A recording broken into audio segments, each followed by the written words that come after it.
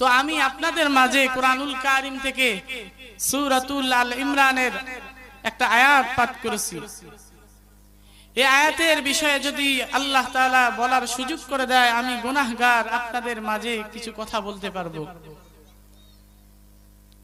আল্লাহ তাআলা বলেন, ইয়া আইয়ুহাল্লাযীনা আমানু, হে ঈমানদার বান্দাগণ, ইত্তাকুল্লাহ,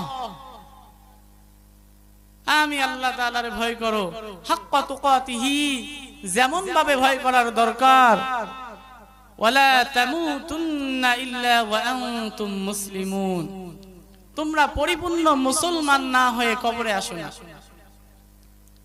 আমরা কিন্তু মুসলমান, সবাই আমরা সবাই মুসলমান, আপনিও মুসলমান, আমিও মুসলমান, আমরা মুসলমানের ঘরের থেকে এসেছি।